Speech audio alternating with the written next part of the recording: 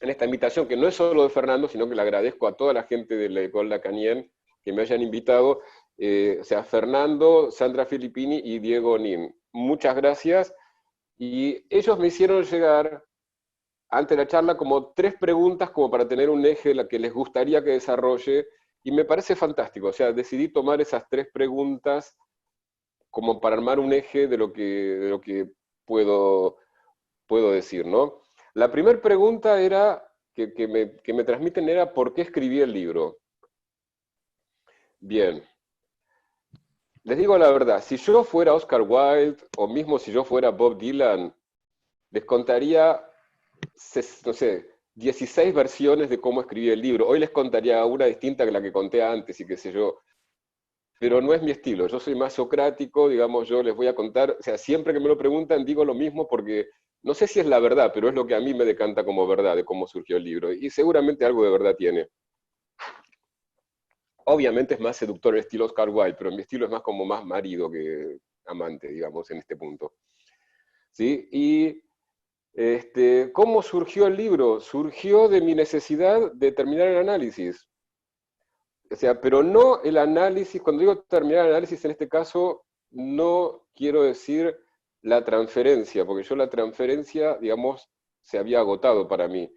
Yo diría el análisis como aventura subjetiva, que va más allá de la transferencia. Es más, yo les diría que tuve que terminar la transferencia, tuvo que caer la fe transferencial, digámoslo así, para que yo pudiera terminar el análisis, porque en este caso no me encontraba solo con las resistencias mías, sino con las famosas resistencias del analista, concepto que no es de Lacan, como yo creía, sino que mucho, mucho, mucho tiempo antes, Ferenczi lo había planteado, ¿no? Que el punto central de la resistencia del analista. Eh, entonces, fue a partir de ese proceso difícil, doloroso y liberador, ¿no? De poder trascender algo que era resistencia no en un analista, sino en 3 analistas, ¿no? Lo cual es importante porque, obviamente, si 3 analistas no pueden escuchar algo, 3 analistas distintos, ya se me empieza a hacer un poco dudoso que se trate de un rasgo de un analista, o lo que es la apelación muy común en el ambiente psicoanalítico, al menos en mi experiencia acá en Buenos Aires, ¿no? Cuando uno señala a dónde vamos a llegar, igual ustedes lo saben seguramente, voy a llegar a que hay elementos heteronormativos en la teoría misma y en la práctica, decir, no, no, pero es ese analista, es un problema del analista. Y yo bueno, me estoy adelantando un poco, pero lo que voy a sostener es que no, no es un problema del analista, hay en la teoría elementos, así como hay de los otros, ¿no? Por supuesto. Entonces, claro, ¿qué pasa? Dada la dependencia del sujeto respecto del otro, ante esta no escucha necesitaba otro, que es, bueno, otra vez voy a hacer una alusión a mi querido Ferenczi, es lo mismo que le pasó a Ferenczi, o sea, lo mismo y distinto, ¿no? Pero lo mismo que le pasa a Ferenczi en su transferencia con Freud, ¿no? Digamos, en su transferencia, no voy a decir en análisis con Freud, porque yo creo que Freud nunca estuvo de verdad como analista para Ferenczi, ¿sí? Pero en la transferencia con Freud, él logra poder resolver esa transferencia a partir de su relación con Grodek. Grodek le funciona como ese otro que le permite una apertura. A mí, digamos, esto me da alegría decirlo en L'École Lacanienne, siempre lo digo, pero ahora me da alegría decirlo especialmente en L'École Lacanienne, que el que realmente, no es que le hizo de otro, pero el que me habilitó ese otro fue Jean Alouche, ¿sí? Que en una charla que yo escuché en la Facultad de Psicología de la UBA, comentó, ni siquiera el tema principal de su charla, pero comentó, digamos, la existencia de ese campo que yo desconocía, que es el campo de los lesbian and gay studies, ¿sí? Creo que en ese momento, esto hace bastante tiempo, me parece que todavía no se hablaba, o yo no recuerdo haber escuchado hablar de teoría queer, pero sí no escuché de lesbian and gay studies. Bueno, ese encuentro fue para mí, o sea, primero, me tomé un tiempo entre que lo escuché decir y que me acerqué. habrá pasado mínimo un año, o sea, tal vez más incluso. Como si yo hubiese tenido la intuición de que ese encuentro me iba a generar angustia y que iba a ser importante. Y efectivamente, me generaba angustia porque ponía en jaque muchas de mis convicciones, o sea, de mis referencias en el mundo. Pero al mismo tiempo me generó enorme alivio, porque de golpe empezaba a escuchar otras voces que sonaban muy distinto, pero muy distinto de las que yo venía escuchando en mi propio hábitat, digamos, ¿sí? Voces que le ponían palabras a todo eso que no había sido escuchado en los tres análisis que les comenté, ¿sí? Eh, a esto con el tiempo, digamos, a partir de estas referencias, se sumaron textos, algunos textos del feminismo, obviamente, ¿sí? Bueno, me fueron dando una posibilidad de lectura de esta pregunta que se me fue armando con el tiempo, ¿no? Con el tiempo y atravesando, digamos, duelos bastante difíciles, ¿no? Que es, ¿por qué tres analistas a lo largo del tiempo no habían podido escuchar lo que yo estaba diciendo? Y para decirlo directamente, ¿por qué habían sido tan heteronormativos tres distintos analistas? ¿Sí? Entonces, claro, esto que yo escuchaba, más si le sumamos lo que yo escuchaba en el psicoanálisis, tenía por un lado las voces de estos otros discursos seguía escuchando las voces, digamos, del medio psicoanalítico y les diría, no, y ni siquiera principalmente, las voces de lo que se decía oficialmente. Digamos, en el libro ustedes van a ver que yo le doy mucha importancia, les diría, al estilo de Freud, contándonos lo que Charcot había dicho, digamos, o lo que Breuer había dicho, ¿cómo se dice?, extraoficialmente, ¿no? Porque a mí me parece que me parece, obviamente la verdad aparece en los lugares más insólitos. Entonces, y escuchando todas esas voces, eh, empecé a tratar de pensar qué pasaba, que había algo de las voces, de las disidencias sexuales, que al menos en cierto psicoanálisis, o sea, sabemos que el psicoanálisis es un campo absolutamente heterogéneo, digamos, ¿no? Justamente además me estoy dirigiendo a gente, digamos, que está en la École Lacanienne, que de todo el psicoanálisis que yo conozco institucional, son los más abiertos a escuchar esas voces y las que la venían escuchando incluso antes que yo. O sea que, no, digamos, estoy hablando más bien de un psicoanálisis que llamo hegemónico porque es el que tiene por ahí más peso institucional, ¿no? Que por ejemplo es el que está más presente en la Facultad de Psicología, que es un punto muy clave de la formación, ¿no? ¿Sí? Y, por ejemplo, ¿no? Si les digo esto que les refería de lo que no se dice oficialmente, por ejemplo, cuando yo presento por primera vez el artículo que es el primer capítulo del libro, porque cada uno de esos capítulos en su momento fue un artículo que después lo junté y hice un trabajo de edición, o sea, no es que los puse tal cual, simplemente los junté, hice un trabajo de edición, pero, digamos, van jalonando como un desarrollo de pensamiento, ¿sí? Cuando presento ese primer capítulo, que tiene el mismo nombre que el libro, Edipo Gay, este, después me entero que, o sea, en la presentación fue todo, digamos, correcto, las preguntas, todo correcto.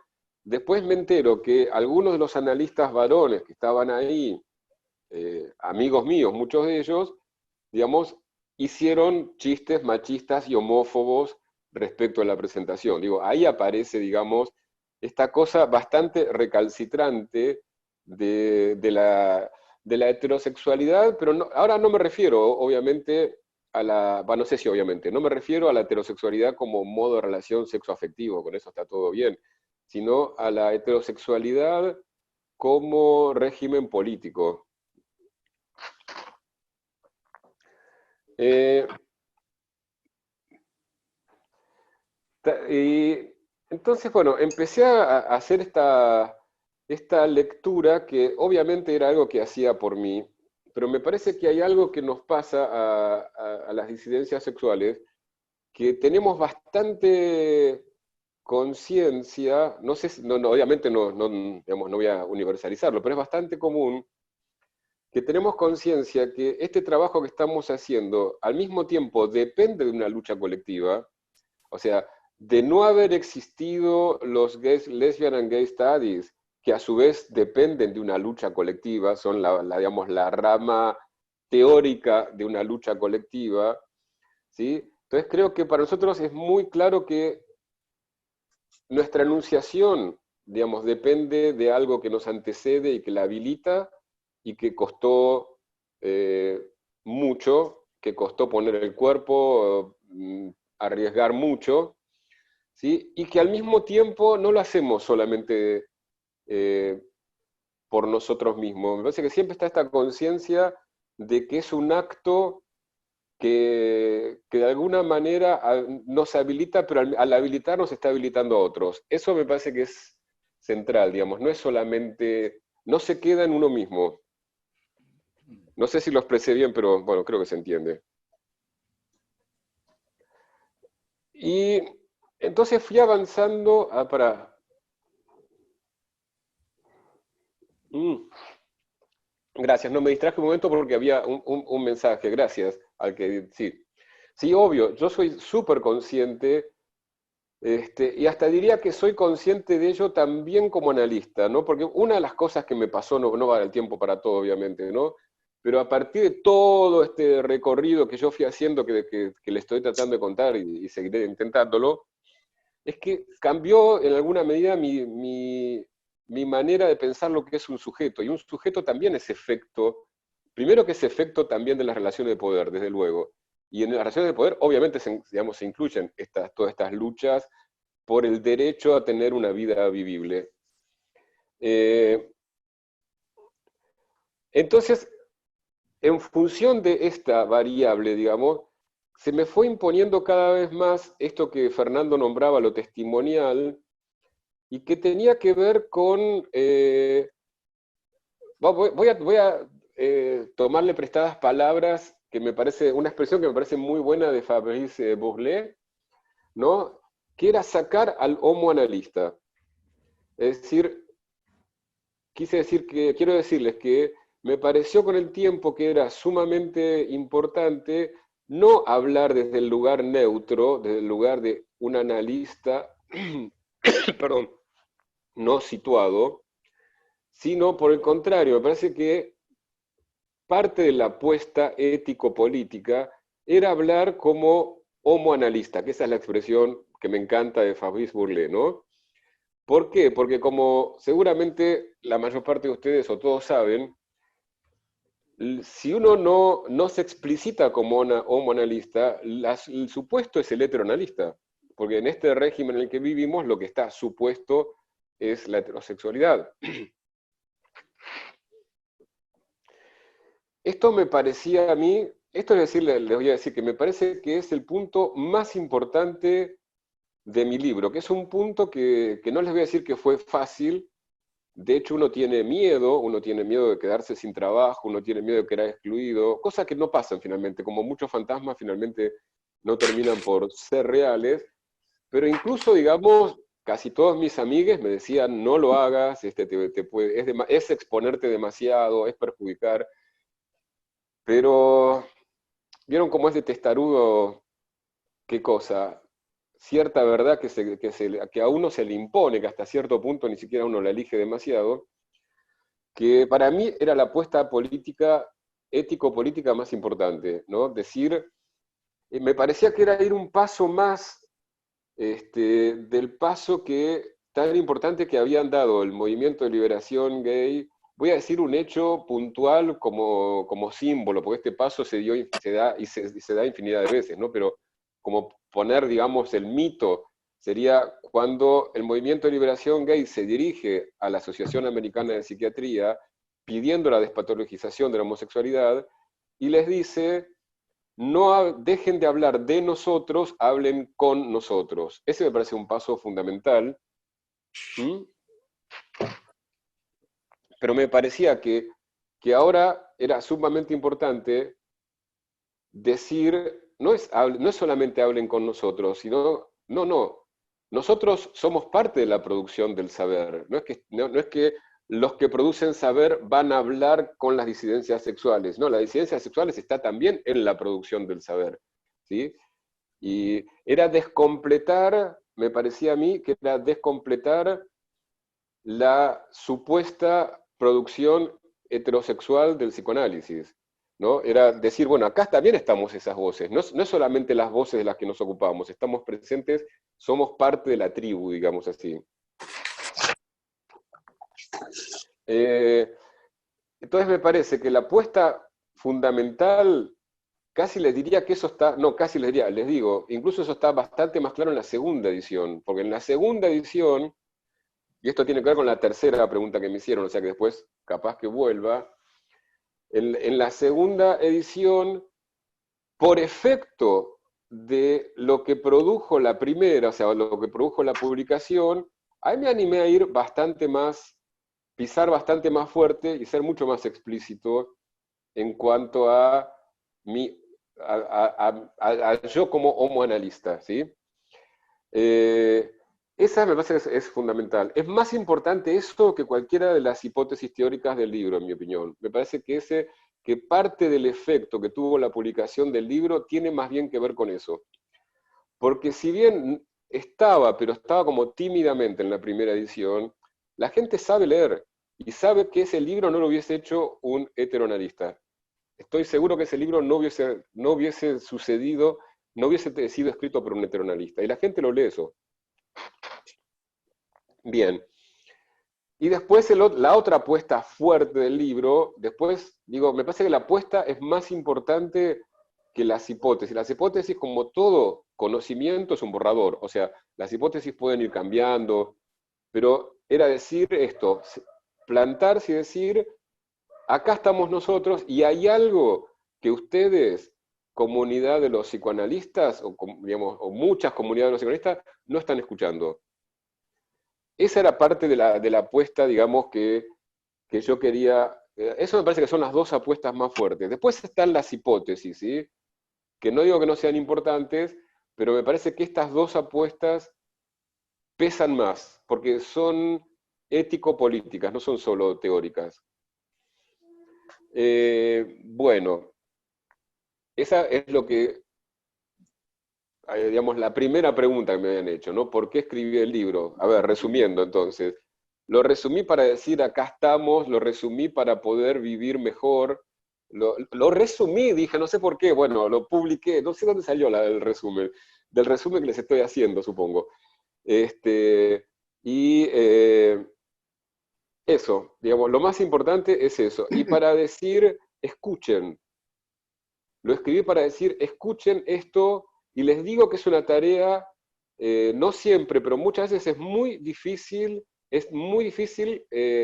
eso yo ya lo sabía en la publicación del libro, porque cuando publiqué el libro ya había presentado varias veces el, ¿cómo se dice?, las ideas en esos diversos artículos que había planteado, y, y hay algo que es muy desesperante para mí, que es la, a ver, no sé cómo transmitirlo, ¿no? Las mil maneras que tiene el discurso analítico de rechazar cualquier interpelación en ese punto. De siempre quedar supuestamente bien parado y nunca admitir, no sé por qué además, nunca admitir, che, capaz que tenés razón, capaz que hay algo que no escuchamos. Es siempre parándose, digamos, no digo todos, ¿no? Pero digo, es muy común parándose en la posición de que se podría resumir muchísimo, y esto tiene que ver con lo que algo dijo Fernando al comienzo, de por qué me siento un fugitivo al lacanismo, todo se empieza a resumir en, bueno, pero ya Lacan lo sabía, ya Lacan lo dijo, ya está en Lacan, todo lo que vos dijiste ya estaba anticipado en Lacan. Y no creo que sea así. Bien, punto 2, ¿no? Que era, ¿cuáles serían las principales hipótesis del libro? voy a hacer antes quiero hacer una digresión antes y tomar un mate. Me dio ganas de, antes de resumir algunas de las hipótesis del libro, de decir a qué voces le di lugar en el libro. Digamos así, de todo el océano de voces que me habita, ¿no? ¿A qué voces les decidí dar la palabra? Porque, bueno, obviamente cualquier texto, ¿no? Aunque esté escrito en primera persona, es una polifonía, porque uno como sujeto es una polifonía de voces, ¿no? Entonces, ¿a qué voz le iba a dar palabra? Como les dije al principio, yo tenía mucha conciencia de que mi voz está totalmente entrelazada en una voz colectiva, en un coro. Es el coro de eso que Proust llamó la raza maldita, ¿no? Tal vez en tiempos en que no había tal vez otra posibilidad que nombrarlo de ese modo. Nosotros podemos decir colectividad LGTBIQ, ¿no? Pero si lo podemos decir es tal vez, no, o tal vez no, seguramente porque antes Proust dijo raza maldita, pero al decir raza maldita estaba nombrando. Justamente ahora estoy haciendo un ciclo, es otra aventura en la que me metí, que se llama Escrituras de la experiencia LGTBIQ, que tiene que ver con eso, ¿no? Con ir siguiendo cierto recorrido, no es sistemático, de cómo algo que durante siglos estuvo silenciado empieza a poder nombrarse, ¿no? Y ahí rescataba mucho una frase de esas frases ingeniosas de Wilde, que decía, pero con toda razón, que hablen mal de uno es malo, pero que no hablen es peor. Entonces, yo le quise dar voz a esas voces de las disidencias sexuales, ¿sí? Quise que estuvieran presentes en mi texto, digamos, y que hablen en mi texto. Y cuando digo disidencias sexuales, quiero decir que le quise dar voz desde pibes que sufren violencia en distintos lugares de Argentina o del mundo, seguramente, pero en general tomé voces de Argentina, porque también era un modo de mostrar. Yo en ese sentido tengo una mente muy a lo Foucault, o incluso a lo Freud, ¿no? Que nos gusta ir a lo concreto, que me gusta mostrar, entender, ¿no? No es solo que me gusta mostrarlo, que no es que yo ya lo sé y quiero mostrarlo, es que me gusta entender en concreto cómo operan esos mecanismos de poder, no quedarme con la idea abstracta, sino entender cómo eso funciona en nuestra vida cotidiana, porque me parece que eso nos permite mucho más pensar y operar. Si nos quedamos con la idea abstracta, me parece que como que le falta carnadura. Entonces les decía, les doy voz de esos pibes, muchas veces son textos que saqué de las redes sociales o de cosas que me dijeron a mí, ¿sí? De situaciones que vivieron, donde se ve claramente operar este régimen de la heteronormatividad, donde se ve cómo minoriza y cómo oprime a las otras sexualidades y a las otras identidades, hasta, bueno, también hasta las voces de los lesbian and gay studies, de la teoría queer, que son también voces, ¿no? De las disidencias sexuales, porque me parece que lo súper interesante de esos discursos, no sé si una de las cosas súper interesantes de esos discursos, y una de las cosas que hace que me resulte particularmente sorprendente la sordera de muchos psicoanalistas, es que sean sordos a la voz de alguien que estuvo silenciado durante mucho tiempo. En esto incluyo claramente a las mujeres también y a los feminismos, ¿no? Y de pronto se pone a hablar. Yo digo, wow, un psicoanalista debería estar súper atento a eso. Y no, digamos, en primera instancia rechazarlo. Eh, digamos, escuchar estas voces de la gente que milita por hacer una vida más vivible, ¿no? Yo, no sé, habría obviamente decenas de maneras de que cada analista nombrará qué es para él el análisis, o para él, para ella. Pero yo, digamos, una manera que se me ocurriría decirlo es que es un intento de hacer una vida más vivible, ¿sí? O sea que en un punto coincide con, con la meta de estas luchas. También en mi texto le quiero dar la palabra a este psicoanálisis hegemónico, porque no quiero que mis lectores, digamos, se basen en la fe. Yo les digo que hay un discurso está hablando ahora mismo. heteronormativo metido en el psicoanálisis y me tienen que creer. No, no, ese no es mi estilo. Yo les quiero mostrar, digamos, voy, busco textos y muestro dónde lo encuentro, porque además me parece que de ese modo uno da libertad al lector de hacer su propia lectura y llegar a sus propias conclusiones, ¿sí? Y esto, esa sería una cara. Y la otra es para contrarrestar este discurso que les decía antes, donde el psicoanálisis, muchos psicoanalistas niegan que haya cualquier elemento heteronormativo en la teoría. Entonces, como mi intento, obviamente, digamos, se pueden escapar, pero mi intento es arrinconarlos, es decirle, mira, ¿cómo que no? Acá está, te lo estoy mostrando, acá estás diciendo esto. Pero como es algo que es muy transversal, la ventaja de que esté, digamos, hecho libro ahí es que aparecen voces de todos los ámbitos o de muchos ámbitos del psicoanálisis, porque si no, digamos, si yo en una presentación nombro A, digamos, el efecto que se produce es decir, ¿ves? A es heteronormativo. Y yo digo, es justamente lo que quiero correrme. Yo estoy diciendo, no, no, no es A. Esto está atravesando mucha teorización del psicoanálisis. Respecto de esta cosa tan recalcitrante de la heteronormatividad metida en el psicoanálisis también, en cierto psicoanálisis, pero cierto psicoanálisis que es mucho, es muy hegemónico, siempre me pareció sumamente instructivo y hasta gracioso una cosa que leí de un reportaje que le hacen a uno de los psiquiatras que había votado en esa famosa votación, digamos, que se hizo sobre si sacar o no la homosexualidad del DSM, ¿sí? Muchos años después interrogan a uno de los, hacen una entrevista a uno de los psicoanalistas, perdón, era psiquiatra, que votó, digamos, a favor de sacarlo, y en un momento dice esto que me pareció tan gracioso y tan real, dice, sí, sí, sí, nosotros votamos para que se despatologice, sí. Igual nosotros seguimos pensando que eran enfermos. O sea, a pesar de haber votado, ¿sí? Igual pensamos que eran enfermos. Eh, y hay otra voz que también está presente, está muy presente, es como una especie de voz solista, digamos. Tenemos el coro y este es uno de los solistas, sin duda. Es la voz de Michel Foucault. Totalmente, es cierto, Eduardo. Eh, la voz de Michel Foucault tengo que destacarla porque realmente a mí, digamos, esto obviamente en el recorrido intelectual de cada uno toma las herramientas que le sirven y que, como diría Freud, están, ¿cómo se dice? Son las herramientas que se adecúan a sus manos, algo así, no me acuerdo la metáfora que le hace. ¿Sí? Pero a mí Foucault es como que fue tal vez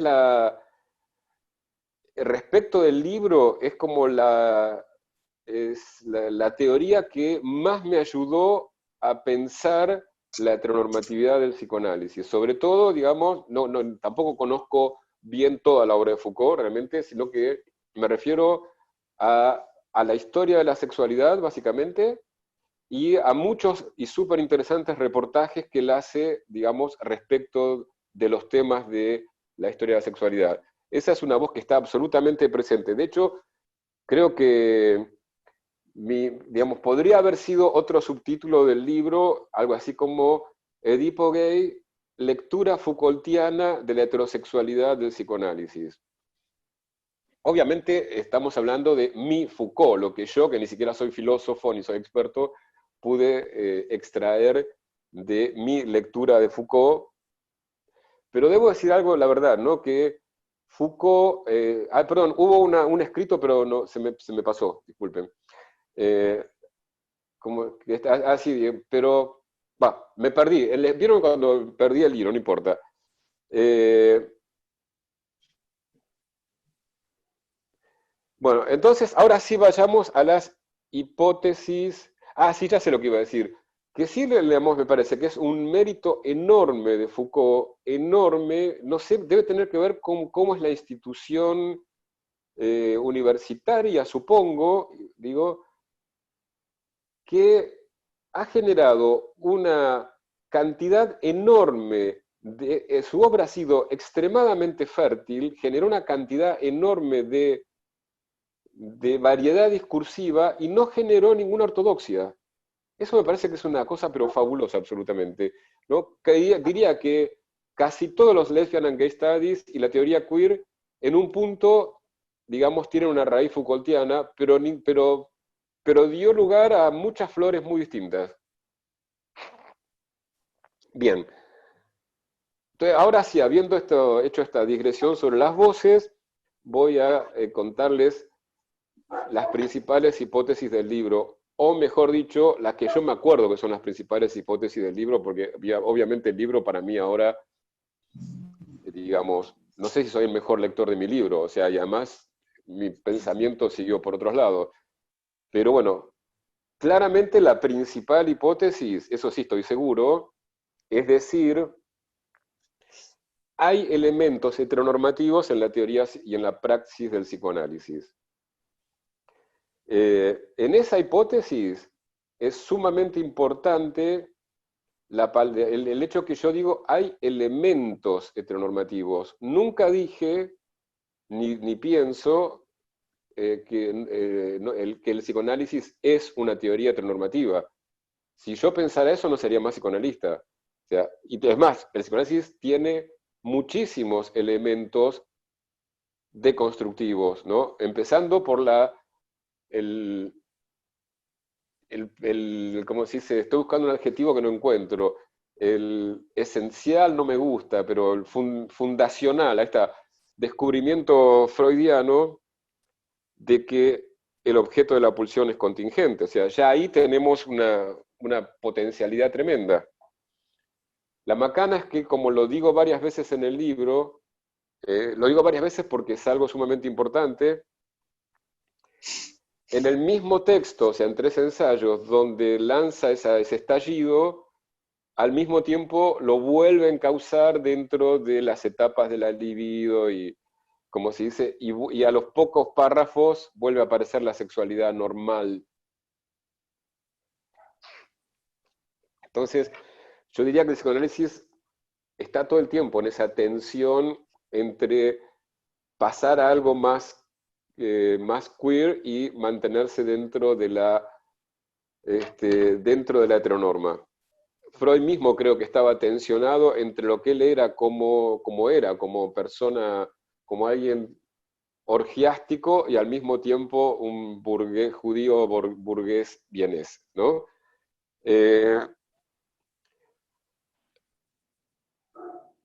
Espera un segundo que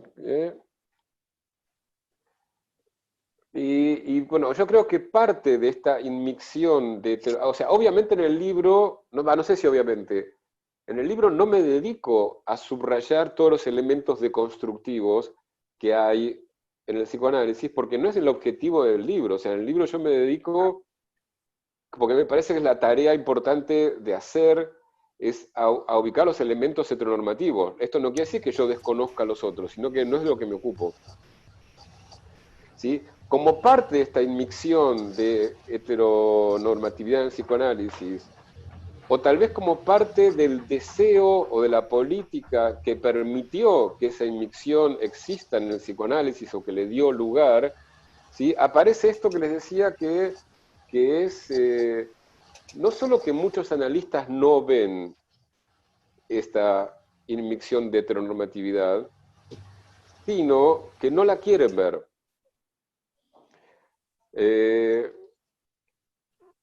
Yo mismo,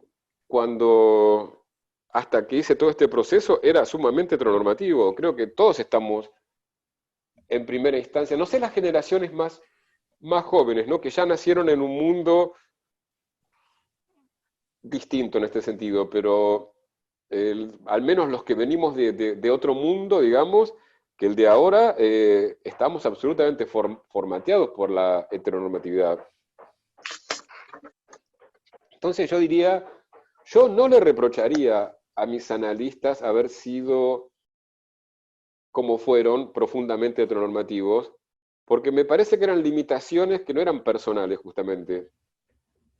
Lo que sí me pasa es que, donde sí haría algún reproche, es que, bueno, digamos, de los tres analistas que tuve, solo queda uno, que cuando yo le pude empezar a hacer estos planteos, cuando le pude empezar a mostrar estos elementos, y se los pude mostrar en sus propios escritos, jamás reconociera nada. O sea, que siguiera negando, digamos, eh, la existencia de cualquier heteronormatividad, siendo que es evidente en sus escritos. Digamos, no lo digo por el que fue mi analista, aunque lo estoy diciendo también, obviamente, digo, pero me parece que no deja de ser representativo de una posición que otra vez tiene que ver con lo que me tiene fugitivo el lacanismo, porque uno diría, pero che, ¿por qué no puede escuchar esto? ¿Por qué no puede ver lo que tiene delante de los ojos?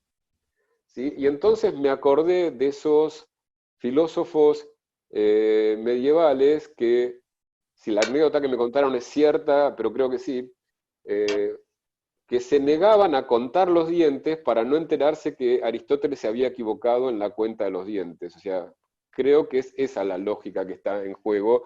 Lamentablemente, parece ser que esto de la religiosidad es mucho más fuerte de lo que uno quisiera creer. Eh, Otra hipótesis, esa es hipótesis 1 entonces tenemos. El psicoanálisis tiene elementos heteronormativos. Y si no los vemos, obviamente van a ser más poderosos.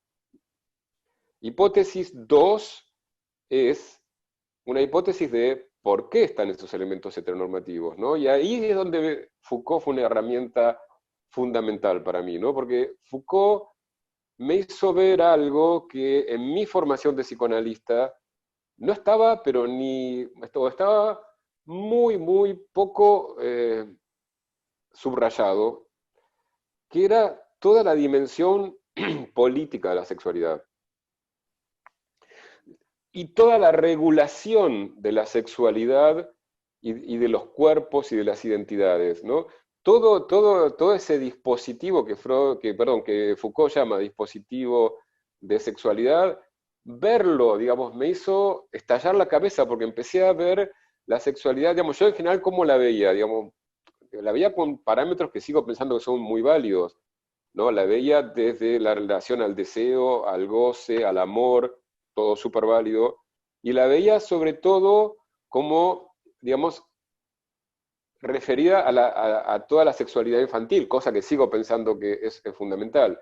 Pero no había visto, digamos, si bien lo había vivido, obviamente, ¿no? Pero una cosa es que uno puede vivir algo y nunca nombrarlo, ¿sí? No había visto toda esa incidencia heteronormativa en la regulación de la sexualidad y cómo esto, digamos, sí ya es más mi lectura desde mi lugar de psicoanalista, cómo eso produce sujetos, tanto como, por ejemplo, las relaciones edípicas, ¿no? Entonces, porque el Edipo mismo está atravesado por esto, digamos. Vamos a volver sobre eso posiblemente, pero empecé a ver, y en esto creo que me volvía lo que había llegado a entender ese texto tan complejo y tan difícil que es el Antiedipo, pero sí me había quedado esta idea con la cual ya había sintonizado, ¿no? Que era la familiarización, ¿no?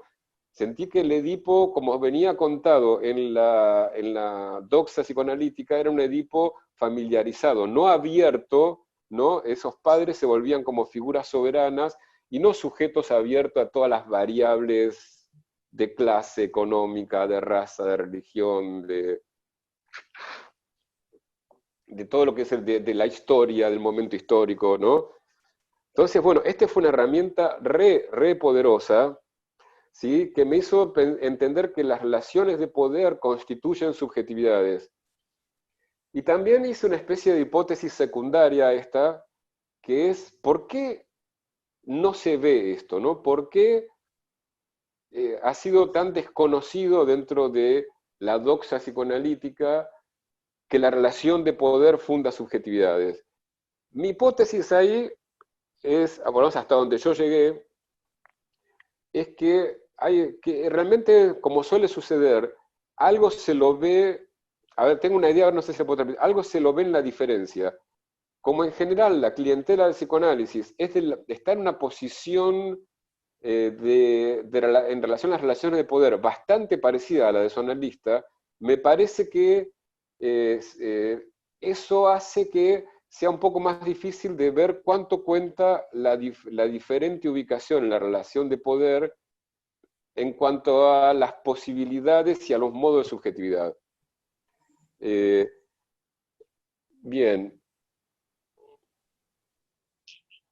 Un segundito que me oriento, pues bueno, esa sería hipótesis 2, entonces, no, y bueno, sí, ya me acuerdo. Y otra cosa que quería decir es que, y que digo en el libro, que respecto de este dispositivo de sexualidad, que, digamos, de esta regulación de los cuerpos y las sexualidades, no hay modo de ser neutro. O sea, quiero decir que o lo leemos críticamente o formamos parte del mismo. Y entonces mi hipótesis ahí es que el psicoanálisis, que no puede leerlo críticamente, va a formar parte de ese dispositivo. Y de hecho creo que sucede, digamos, y les diría, tengo muchos testimonios de que sucede, de que el psicoanálisis, de una manera muy sofisticada, pero puede terminar muy fácilmente formando parte de ese dispositivo de la sexualidad, que luego se lo llamó, me parece que está bien, dispositivo de la heterosexualidad. ¿Sí? Tercera hipótesis que yo me acuerdo que está en el libro, ¿sí? Digamos, dentro de la teoría psicoanalítica, el punto clave donde se articula el dispositivo de la heterosexualidad en la teoría psicoanalítica está, y acá vamos a, voy a tratar de ser preciso con las palabras porque es un punto, digamos, controversial, mi versión sería, es cómo está pensada la articulación del complejo de Edipo con el complejo de castración. ¿Sí? Digo mi versión porque, digamos, hay para quienes, creo que Fernando es uno de ellos, digamos, lo heteronormativo es el complejo de Edipo y el complejo de castración. Yo digo no, es cómo está pensado. Ahora, creo que voy a tratar de, o sea, creo no, voy a tratar de explicarles por qué, digamos, por qué creo que es así.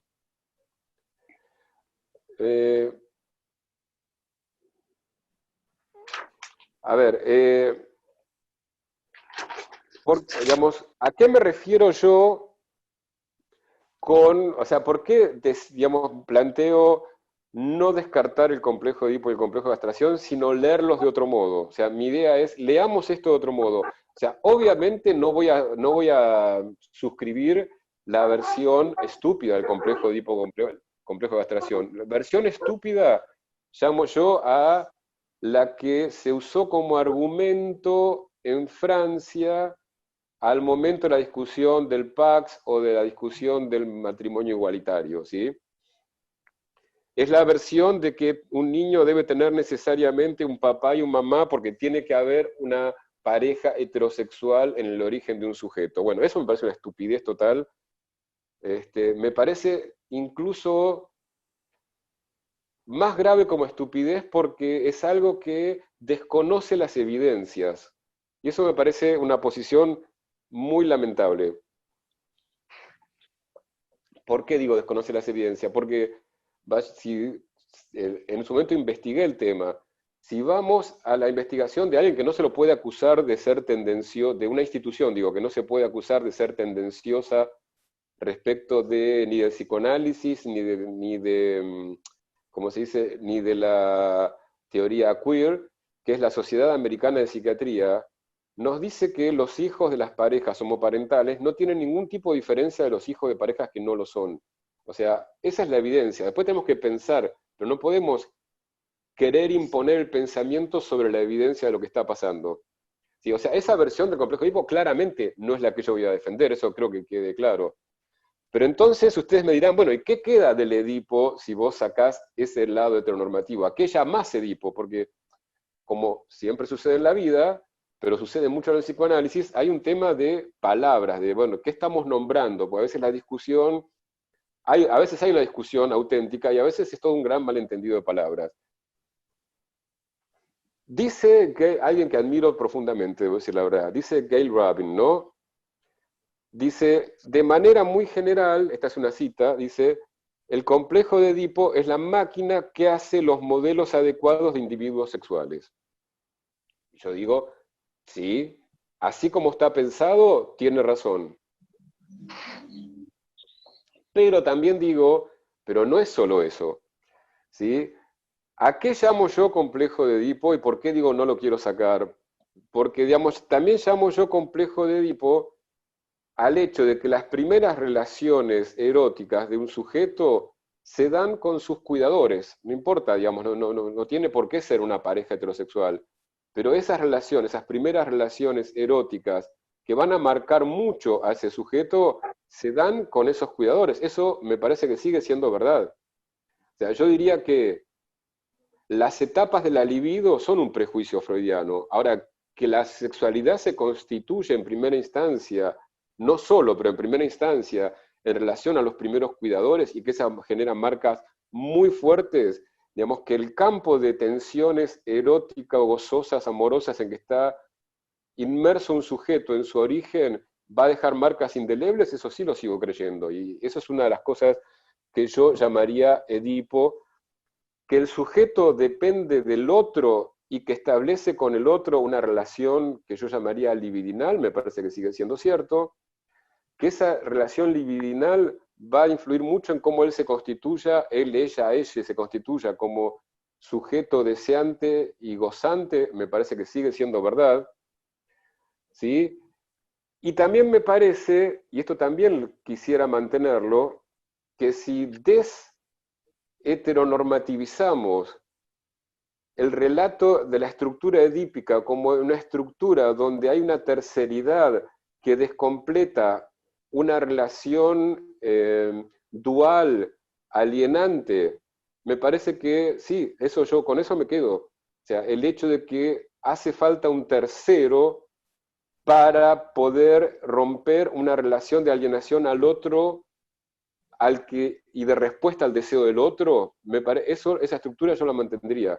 Y a todo eso es a lo que yo llamo Edipo, y por eso es que digo, no quiero tirarlo, ¿sí? Incluso esa estructura de un tercero que permite una desalienación, ni siquiera me parece que es una estructura que se limite a los tiempos de fundación del sujeto. De hecho, es lo que yo les cuento que me pasó con los Gay and Lesbian Studies. Me permitió salir de una relación de alienación a cierta forma del discurso analítico, ¿sí? Dándole lugar a algo de mi deseo, ¿sí? Pero tal vez en alguna medida constituyéndolo, eso habría que pensarlo, ¿sí? Esperen que siga un poquito, déjenme ver un poquito. Entonces, eso es lo que me quedaría el complejo de Edipo. Complejo de castración, digamos, yo no sé, digamos, no universalizaría como Freud, no diría todo niño siente horror a la vagina, pero me consta que por lo menos, no sé si siempre, pero sí me consta que pasa, o sea, no es un prejuicio freudiano que puede haber un horror a la vagina, de hecho eso existe. Me consta que no es un prejuicio freudiano que una mujer puede envidiar el pene. No digo que toda lo envidie, pero eso también puede suceder. A lo que voy es que obviamente todo eso está metido dentro de una estructura, digamos, que trasciende lo familiar y trasciende, digamos, no sé cómo decirlo. Obviamente esto se da en un contexto donde hay lugares establecidos simbólicamente, pero que algo juega ahí la materialidad de los cuerpos. Esa es mi hipótesis al menos. Ya sé que Fernando no va a estar de acuerdo, pero no importa. Está bueno poder discutir. Quiero decir que no creo yo que haya una subjetivación completamente no traumática de este hecho de que la gran mayoría de los cuerpos se inscriben dentro de dos genitalidades. No todos, pero la gran mayoría. Digo, eso no es un dato que se incorpore como cualquier otro dato de la vida, digamos. Hay algo que lo vuelve que podríamos pensarlo, no va a dar el tiempo hoy seguramente, y tal vez siempre tenga algo de misterio, pero mi hipótesis es que Freud tiene razón cuando dice que eso genera cosas, digamos, no es totalmente para... Acá me ponen notas, pero no, digamos, no, son, digamos, no las llego a leer, pues son largas, entonces no entran en mi teléfono. Pues estoy en el teléfono, pues estoy sin internet en mi casa. ¿Sí?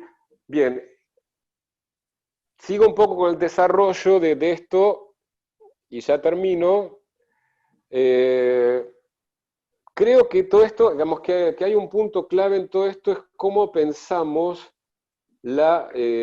si le damos o no lugar a la materialidad de los cuerpos. O sea, tiene la materialidad, digamos, la sexualidad, ¿es algo solamente significante o la materialidad de los cuerpos juega un papel dentro de la constitución de la sexualidad? ¿Sí? Ya se habrán dado cuenta por donde vengo diciendo que yo creo que la materialidad de los cuerpos juega un papel. O sea, obviamente el papel que juega, en mi opinión, no es el de, eh, a ver, no sé cómo decirlo, o sea, no es que digo, si uno viene con pene, entonces le van a gustar las mujeres, o sea, obviamente eso es una estupidez a esta altura pensar eso, pero digo, no va a ser, pero no va a dejar de tener consecuencias. Incluso les diría, si la materialidad del cuerpo no contara, creo yo que no tendría sentido hablar de homosexualidad, por ejemplo. O sea, realmente alguien que es homosexual, vamos a poner un varón homosexual, no siempre, pero en general busca un varón con pene. O sea, lo mismo que tiene un sentido igual que en la heterosexualidad. En general, lo más común es que el deseo se vuelque hacia un tipo de cuerpo u otro, donde cuenta la materialidad. Digo esto porque estoy hablando del complejo de complejo de castración. En muchos sentidos me parece que la materialidad del cuerpo es importante. Mira, acá tengo, en ese punto, claro, es como si, me parece que a veces la apuesta de muchos de los discursos de las disidencias sexuales, y creo que es algo que comparten algunos psicoanalistas, es que, digamos, la manera de poder desheteronormativizar es como separar totalmente, digamos, separar, a ver, me faltan, no estoy encontrando, soy mejor escribiendo que hablando, las palabras, como sacar, digamos, bueno, creo que Fernando en el artículo habla de, ¿cómo es que lo dice? Lo supuestamente prediscursivo. Eh, a ver, esta parte me estoy explicando muy mal. A ver, mejor me parece que les digo. Eh, Les leo lo que escribí porque me parece que soy mejor escribiéndolo y es un punto en que quiero ser preciso porque es un punto difícil de pensar.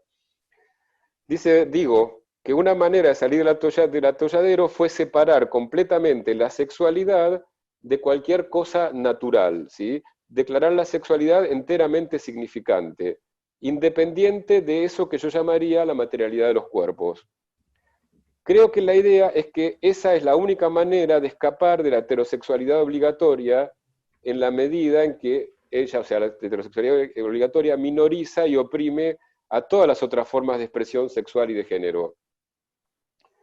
Una sexualidad puro significante y donde la anatomía pasaría a ser el destino, donde la anatomía pasaría de ser el destino a ser insignificante.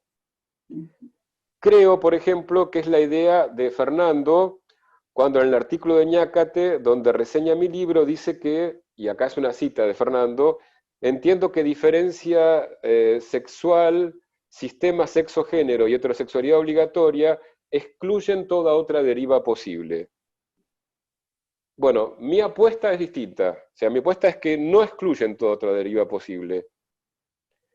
O sea, que no excluyen que la diferencia sexual no implica necesariamente el sistema sexo-género y por lo tanto no implica necesariamente la heterosexualidad obligatoria. Entonces sigo, ¿no? A mi modo de ver, hay cosas que planteando la sexualidad como exclusivamente significante no se explican. por ejemplo, esto que les decía, la existencia misma de la homosexualidad, o por qué personas trans pasan por operaciones tan dolorosas para producir un cambio en la materialidad del cuerpo. Y sigo un poco más. Esto, perdón, se los estoy leyendo, ya sé que es más lindo hablar, pero es que son ideas muy precisas que quiero transmitir. Lo que yo llamaría la materialidad del cuerpo no sea indiferente, no quiere decir que lo que estoy tratando, no quiere decir en lo que estoy tratando de pensar que suponga una relación fija con un modo de relación de objeto o con una identificación. Quiere decir que alguna posición se va a tener que tomar respecto a esta famosa diferencia sexual anatómica. Alguna, no sabemos cuál. Ahí está la... No sé, no sabría si decir invención de cada uno, porque todo sucede a nivel tan inconsciente, pero digamos, suceden cosas. A mí me parece que lo que permite romper con la heteronormatividad en la teoría psicoanalítica no es reducir la materialidad de los cuerpos a algo insignificante, sino abrirla a todas las lecturas posibles. Una vez estaba discutiendo con mi novio, que él piensa como Fernando, ¿sí? Y mi novio me dice casi admonitoriamente, o sea, me lo dice, pero admonitoriamente, ¿pero qué? ¿Vos crees en una realidad prediscursiva, una sustancia prediscursiva? Y yo, para su espanto, evidentemente dije, sí, claro que creo una sustancia prediscursiva. Lo que no creo, pero eso es distinto, es que se la pueda pensar. Absolutamente una contradicción decir que se puede pensar prediscursivamente. Pero si es que yo entiendo bien lo que se nombra que no haya una sustancia prediscursiva, si eso quiere decir que el significante puede moldear todo de cualquier modo, no, no creo eso. No creo que la materialidad no cuente en ese sentido. Y por último, hay algo de esta segunda pregunta, que es, no es tanto una hipótesis del libro, pero es algo que también señala Fernando en su artículo y que tiene que ver con la apuesta del libro, que eso me encantó como lo planteó, ¿no? Que es que no sé cómo decir, como conclusión, como efecto de todas estas hipótesis, hay una apuesta a un psicoanálisis situado.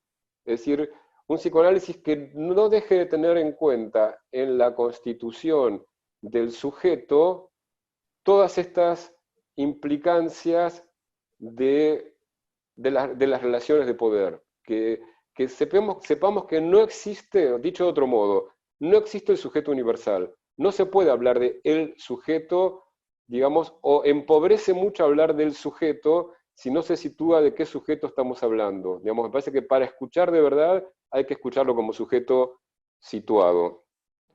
Bueno, y ya se me fue un montón de tiempo. Digo, así tipo en un torbellino, las tres cosas que tenía pensada respecto de la pregunta 3, que era sobre las consecuencias del libro, las repercusiones, no me acuerdo cómo me preguntaron, y diría, la primera es, me puedo morir tranquilo, esa es la más importante. Después, repercusiones, muchas veces me pasó que las repercusiones que me trajo el libro, además de que me hicieron muy feliz, corroboraron las hipótesis del libro. Eso lo dejo bastante claro en el epílogo que hice a la segunda edición. Y otra cosa que me pasó con el libro, que como efecto de la publicación del libro me enteré de que somos muchas las voces que en Latinoamérica estamos interpelando desde un lugar similar al psicoanálisis, incluido Fernando, sin duda, y seguramente gente de L'École que todavía no conozco. Y qué curioso, ¿no? Me hizo falta publicar un libro para enterarme de eso. Eso dice mucho de cómo, de la colonialidad del saber en la que vivimos. Y el último punto es ese, me hizo mucho más consciente de la colonialidad del saber. Bueno, basta, ahora hasta acá llegué, digan ustedes. Bueno, Jorge, muchísimas gracias. La verdad que creo que se abre una cantidad de preguntas. Así que ahora lo que hacemos es pedirle a la gente que quiera hacer alguna pregunta que levante su mano electrónica y vamos a ir habilitando. Hay una persona que ya lo hizo, que es Sandra Filippini. Así que, Sandra, puedes desmutear tu audio. Bueno. A ver cómo... ¿Vamos? ¿Se escucha? Ah, Yo ¿Se escucho, escucha? sí, sí, escucho. Sí, sí, Bueno, escucho. Hola. ¿qué tal? ¿Cómo andás? No, mira, Sandra, acá está. sí. ah, Hola. ¿Qué tal? hola, me parece que me superpongo, ¿no? Ahí Sí. no Sí, sé. pedimos que los demás levanten la mano y yo los anoto en una lista y les doy la palabra, ¿sí? No sé si estoy haciéndolo bien o estoy... No. Perfecto. Es una manita electrónica en participantes. A ver, ¿quién es que está hablando? Es Alicia. Ah, Ah, sí, entonces le damos la palabra luego de Sandra. sí, Bueno, sí. no, es continuar lo que tú venías planteando, porque cuando leí el libro, y me parece como lectora interesante señalarlo, me parece que es muy importante este libro en el punto, Pero la puta que me parió. bueno, Se terminó. de Ahí se poner, coloca un audio. Sí, ¿ah? adelante, Sandra. De poner en el tapete cómo localizar el problema de la heteronormatividad en el psicoanálisis, en la teoría, en la práctica y en la política del psicoanálisis. Tú lo nombrás en el libro, la cuestión de lo que serían las instituciones en el psicoanálisis. Y ya no es solamente, como tú señalás, que eso me pareció muy sutil, el problema de si los analistas son o no son homofóbicos, si tienen o tenemos un pensamiento políticamente correcto, sino de cómo la heteronormatividad juega, cómo localizarla, en qué puntos de la teoría, en qué puntos de la práctica, en qué puntos de la política, para poder transformar eso. Y ahí estaría la apuesta política del libro, que me parece súper interesante porque toma desde tu, es decir, sin excluir explícitamente tu posición en esto, es decir, localizando, ¿no? Situando desde donde tú escribís, se puede explícitamente, y lo señalo porque esto me parece que es un punto importante, que en el psicoanálisis se suele quitar, es más, se entraría como una especie de psicología cuando se habla de eso, y tu apuesta es totalmente distinta. No es desde el lado de una psicología, yo hablo de esto porque, sino justamente una apuesta que va a analizar esto políticamente y cómo juega en el psicoanálisis como disciplina y fundamentalmente en la práctica. Ese enlazado me parece que el libro lo logra bien y que abre puntos de discusión, por ejemplo este de la materialidad de los cuerpos, que es todo un punto que daría para discutirlo y que Un probablemente cuando montón. puedas venir a Montevideo, Pero con seguramente. cuánto gusto, con cuánto gusto. En este punto también hay como otra, no es otra, es una parte que me parece importantísimo plantear, que tú decías, hay ciertos aspectos de trabajo crítico sobre el psicoanálisis que no se puede hacer encerrado en el propio psicoanálisis. Es decir, que tú necesitas o traes el pasaje por los textos o por ciertos textos de Foucault y cómo juegan ahí las relaciones de poder, ¿no? Es decir, cómo el psicoanálisis entró dentro del dispositivo de sexualidad y cómo podemos justamente aportar a correrlo de ese lugar. Bueno, era esto que acompaña lo que tú planteás en el libro y quería comentar como lectora del libro, que ya te digo, a la vez creo que abre muchas puntas de discusión y que me parece, y esto sí, quisiera también señalarlo públicamente, me pareció súper interesante en el sentido de algo positivo, la relación al saber que tú planteas en ese libro, que justamente por ser político no lo toma desde el lado del discurso del amo de lo que hay que hacer, sino justamente permite ver la sutileza del trabajo respecto al psicoanálisis y que no es borrar todo de un plumazo o basta con denunciar para poder resolver el problema. Bueno, era ese comentario que quería Ay, hacer. bueno, te amo, Sandra. Porque realmente no, porque ha sido una lectura muy sutil del libro. Pues a veces me pasa que, creo que le pasa a cualquiera que escriba algo, ¿no? Que de pronto te dicen, pues como vos decís en tu libro, y te dicen cosas que no tienen ninguna relación con lo que dijiste en tu libro o que son bastante distintas, pero todo lo que vos dijiste yo lo suscribiría. Es exactamente, digo, bueno, con esta lectora lo logré, digamos, se transmitió eso.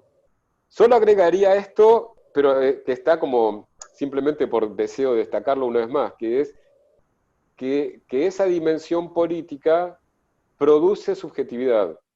Claro. Sí, sí, sí, Y totalmente de acuerdo. tanto como la dimensión goza. ¡Hola, Lina!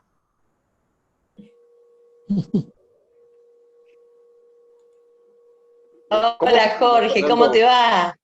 Acá estamos Hola, al final escuchándote. suspendiste el trabajo. Suspendí, sí, sí.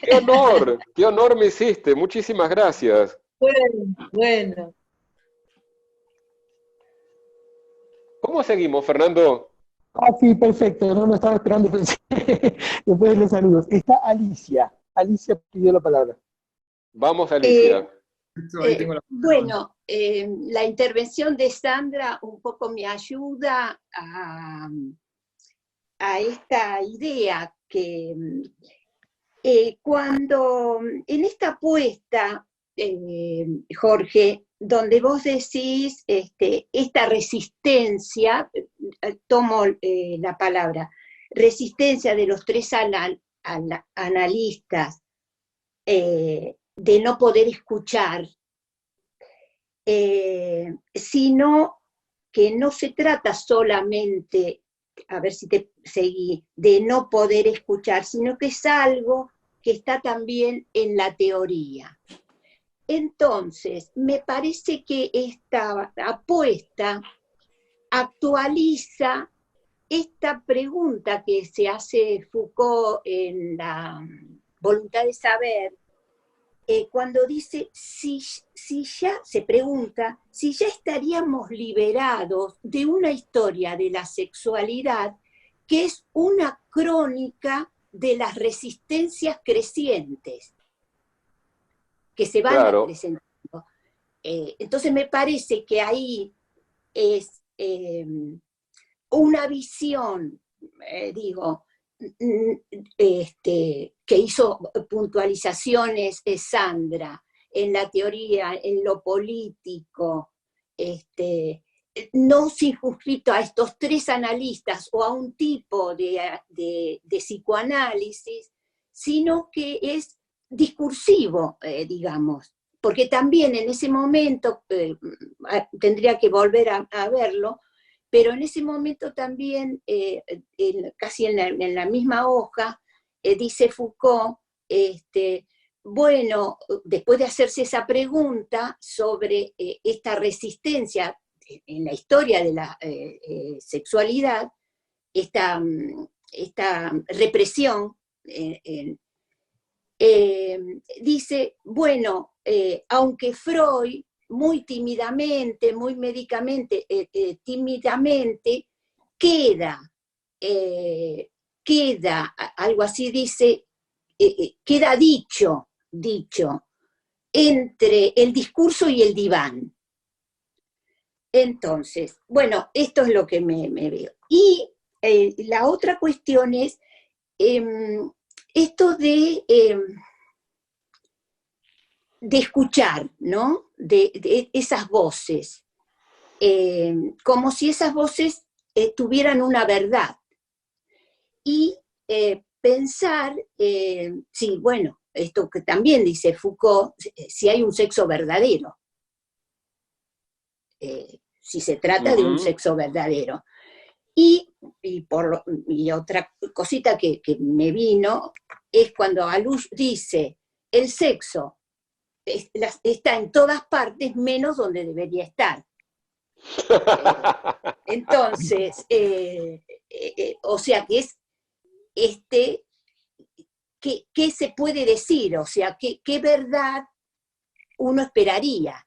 Si no es, bueno, hasta ahí, no sé si... Sí, capaz que, disculpen, que les pidamos que hagan preguntas un poquito más cortas, así podemos, porque hay una gran lista de gente.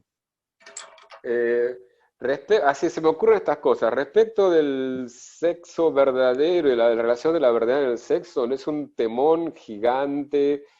O sea, en un punto, digamos, podría responder tanto no como sí.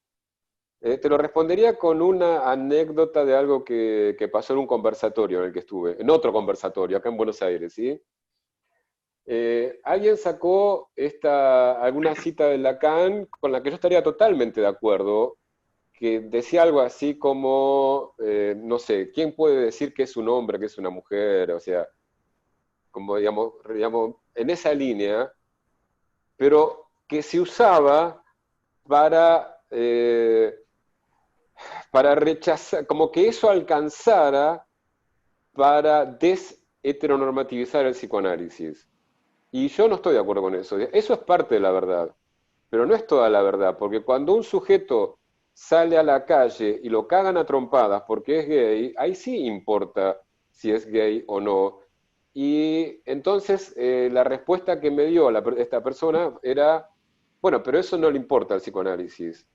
Y ahí yo me enojé mucho, tal vez, digamos, o sea, si vos me dijeras, no es tarea del psicoanálisis la lucha por los derechos gays, obviamente estaría de acuerdo. Ahora, ¿cómo no nos va a importar saber que ese sujeto es pasible de ser cagado a trompadas?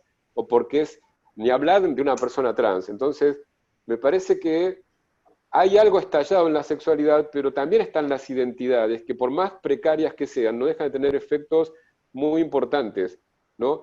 Además, por otra parte, yo no creo que se pueda sostener uno en la vida sin ninguna identidad. Otra cosa es que la identidad no tenga una fijeza total, pero me parece que es una pregunta, no sé, tendría aquí otro motivo para ir a Montevideo, para dedicarse largo al tema ese. Y Sí. una cosita más, sí quiero decir que siempre me llama la atención cuando el psicoanálisis siente como hostil a Foucault respecto al psicoanálisis. Yo sé que jamás lo sentí hostil, lo sentí interpelador, pero lo sentí siempre en diálogo con el psicoanálisis, siempre interesado en el psicoanálisis. Bueno, listo por ahora. Gracias, Alicia. Está Rosario, hizo una pregunta. Levantó la mano.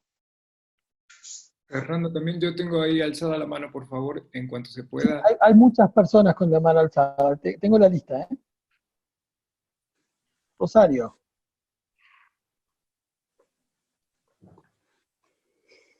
Rosario, where are you? Bueno, si no, No, está, apareció Alicia. pasamos a Laura Zelsing. Hola, ¿dijeron Celsin? Sí, Hola, un gusto. Hola, hola. ¿qué tal? Bueno, hablo desde México y estoy muy emocionado porque nunca había encontrado un espacio en el cual se hablara de tanto el psicoanálisis como la teoría de género, la teoría LGTB. Entonces es una parte muy emocionante para mí. Y tengo dos preguntas. Una en relación como general a la heteronormatividad y Dale. porque mencionas que hay elementos heteronormativos en el psicoanálisis. Y entonces mi pregunta va más, bueno, ¿no será que esta heteronormatividad está más marcada en ciertos psicoanálisis regulados por otras instancias? Por ejemplo, la IPA o la psicología del yo. Yo lo encuentro también en el psicoanálisis lacaniano, mucho. En el psicoanálisis lacaniano, el hegemónico, diría, es muy heteronormativo. Casi te diría que es hasta peormente heteronormativo porque parece no serlo, parece más no serlo. Apostaría a que esto no es aplicable a la gente del École Lacanier, justamente a nuestros anfitriones, pero justamente porque, digamos, es gente que viene escuchando los lesbian and gay studies, viene escuchando el feminismo hace rato, entonces obviamente en este caso diría que seguramente no funciona así. Y después sí, ahí cuenta la singularidad, siempre ha habido analistas que no fueron heteronormativos, pero si vamos a hablar de una generalidad, yo ya creo que en el psicoanálisis lacaniano, si alguna vez tenés ocasión, lee, ¿cómo se llama? En mi libro hay un capítulo que se llama Heteronormatividad del psicoanálisis y vas a leer de autores lacanianos que enseñan en una cátedra muy importante de la UBA un discurso extremadamente heteronormativo, y eso está dentro del psicoanálisis lacaniano. O sea, la respuesta simple a tu pregunta es no, creo que en el lacanismo está tanto como en las otras. Es más, como no conozco tanto en qué está el psicoanálisis no lacaniano, no conozco tanto, no sé en qué está el psicoanálisis no lacaniano en el mundo, no sabría, pero sí sé que el lacaniano es muy heteronormativo, teniendo elementos para no serlo, ¿eh? Ok, vale. Y la otra pregunta, Ya, pero mencionaste, vamos a pedirle una sola pregunta por persona, porque hay mucha gente en la lista, ¿eh? ok, Disculpen, sí, disculpen. gracias. Está Gracias a vos. Eduardo Olvera. ¿Qué tal? Buenos días. Un saludo desde Querétaro, México, desde el espacio queer. A mí me encanta. Hola, Eduardo. Jorge, no solamente estás fugitivo del lacanismo, ahora estás fugitivo también del espectro de la teoría queer. Estamos pescándote porque justamente se suscita que haya autores, estamos buscando autores que puedan entablar un diálogo con la teoría queer, que es lo que los lacanismos y muchos no han hecho hasta ahorita. Paul Preciado tiene un nuevo libro que se llama Je suis un monstre qui vous parle, que son algunos apuntes para los psicoanalistas. Está haciendo un libro para los psicoanalistas sobre... Ese lo tenemos que leer, por favor. Sí, en cuanto Sí. yo todavía no he leído tu libro, me encantaría, estoy tratando de conseguirlo más rápido con Fausto, pero bueno, en fin, a lo que voy, para ser muy concreto, tratándolo, ayer estaba en un conversatorio con Siobhan Guerrero y algunos activistas trans en el mundo, y mencionaban algo así como que respuestas desde el transfeminismo a los discursos TERF, que son los Trans Exclusive Radical Feminism, y entonces las respuestas que les están dando a las TERF en el mundo, también nos las están dando en el mundo y en el espectro psicoanalítico, y eso me parece fundamental, porque yo te he estado siguiendo la pista, lo que vas planteando en algunos videos, en Yoica, en Facebook, etcétera, está respondiendo a una preocupación de las cuestiones trans, ¿sí? Si bien en algún momento la cuestión de la homosexualidad ha sido mucho más revisada, ahorita tenemos el asunto de dónde colocar éticamente y políticamente el discurso de las personas trans, y lo que pedían ellas, porque eran mujeres trans, era hablen con nosotros, con nosotras, por favor hablen. No hablen en el DSM-5, no hablen en la UBA, por Claro, ejemplo. están haciendo el mismo pedido que hizo la gente gay a comienzo del 70, sí, sí. Exactamente. Yo cuando estuve en la UBA, están claramente los discursos de Fabián Scheckman, ¿no? Que inclusive van a articular lo trans como si fuera una psicosis, ¿no? Hay un artículo buenísimo que se llama, y con esto concluyo mi participación, que es, ¿qué dirías sobre la cuestión trans? Es la pregunta. Hay un artículo de Facundo Blecher que se llama Infancias trans y destinos de la diferencia sexual, nuevos existenciarios, renovadas teorías.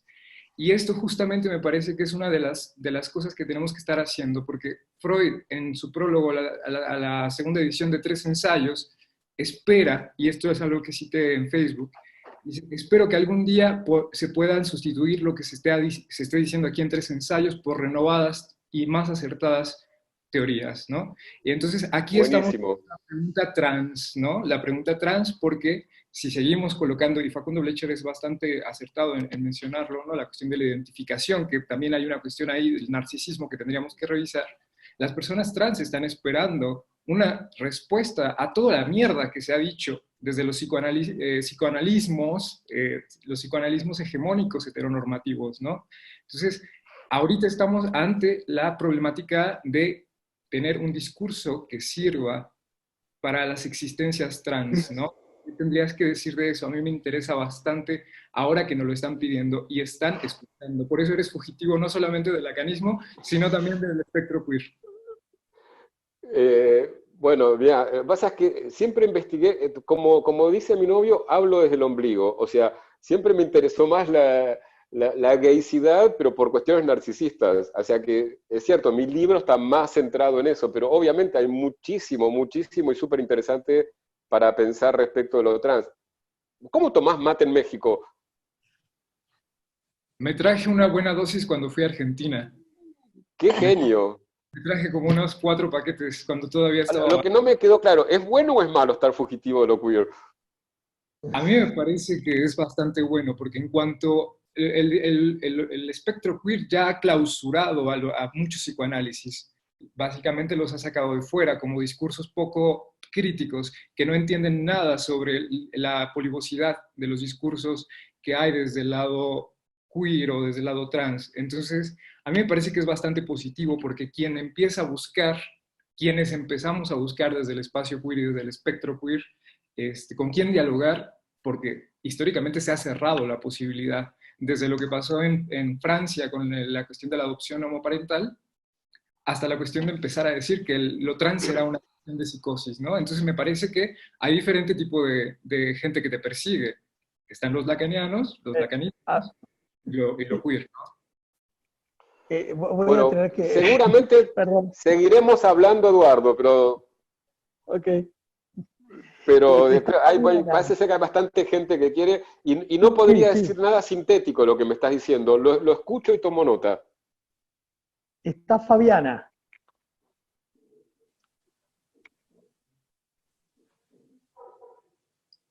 Fabiana.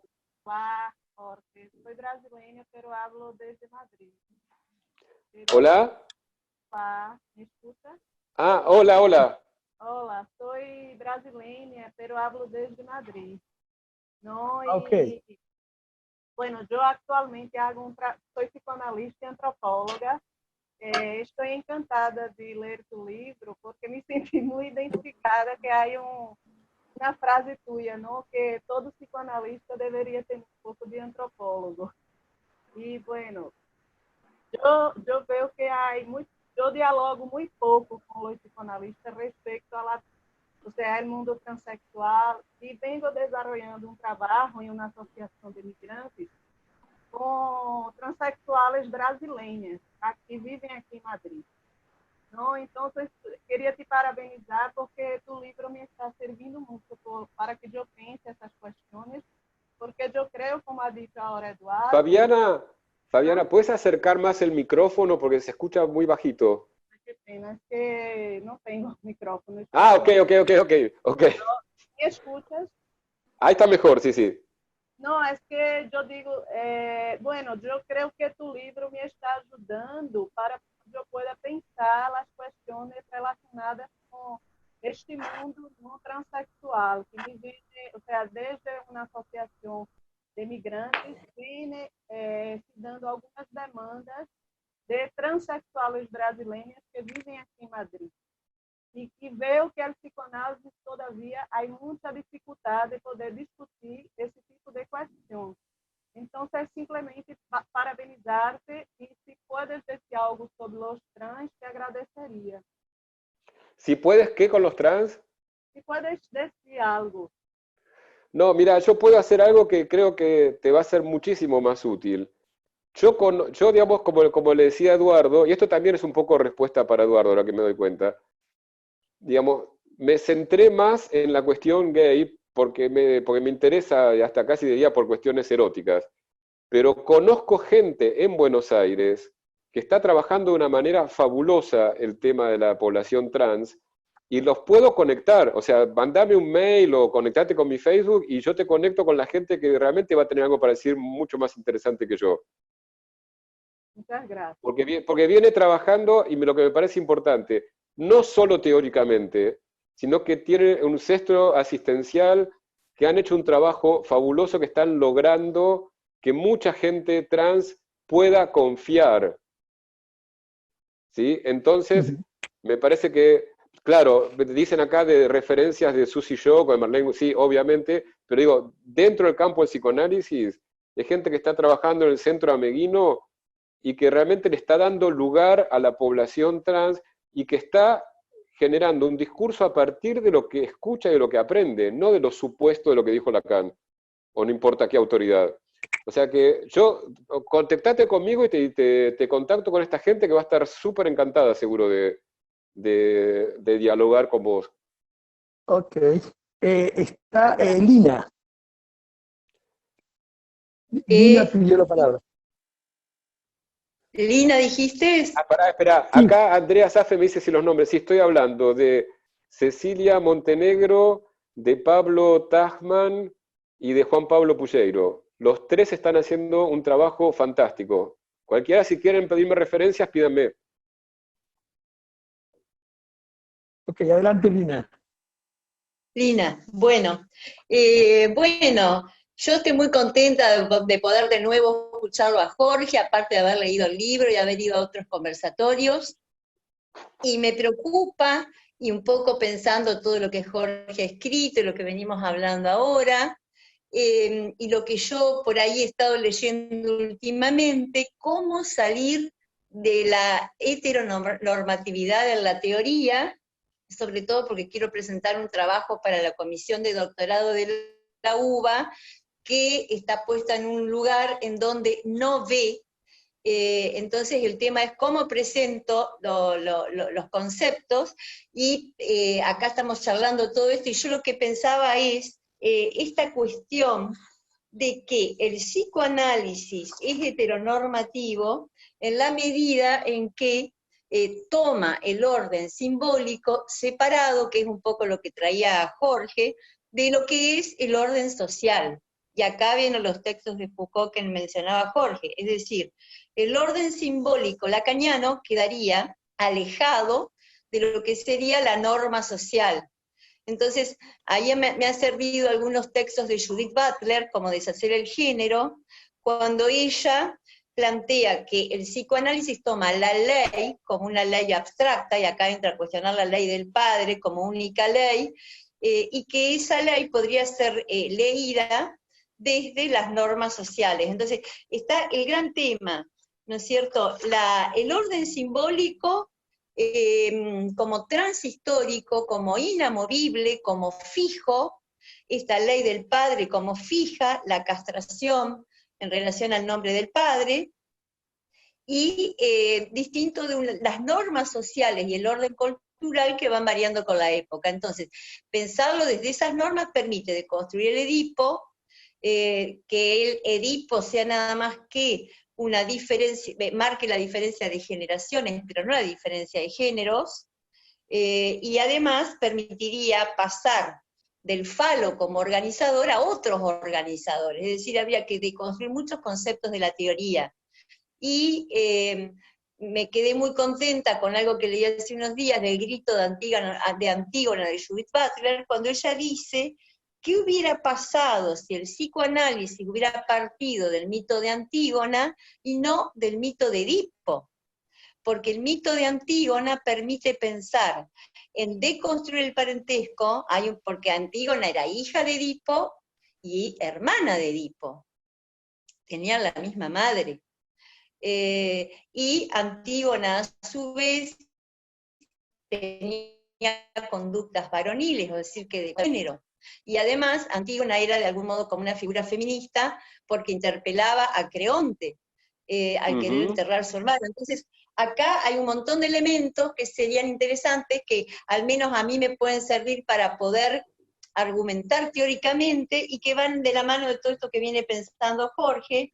Y bueno, son todas cosas que quedan para pensar, no quiero ocupar más tiempo, pero me parece que yo tomo mucho y rescato mucho, y me siento muy identificada con esta cuestión de que el psicoanálisis tiene que abrirse a otras teorías sociales, a la antropología posmoderna, a salir del estructuralismo transhistórico, para poder deconstruir los conceptos y llevarlos a lo que, a poder, digamos, como asir las realidades que se están presentando, que son justamente todas estas, es decir, lo que está fuera de la heteronormatividad, los cuerpos no aceptados, los cuerpos abyectos, como dice Butler.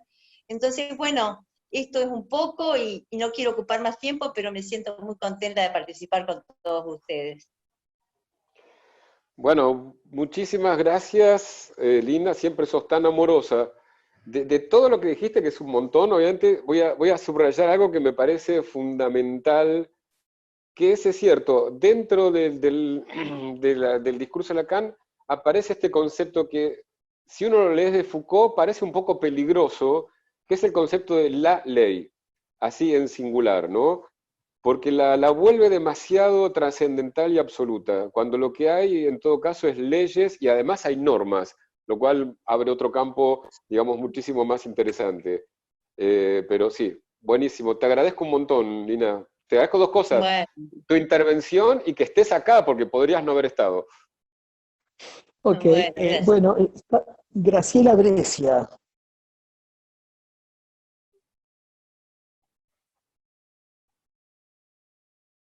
Hola, Graciela. Graciela.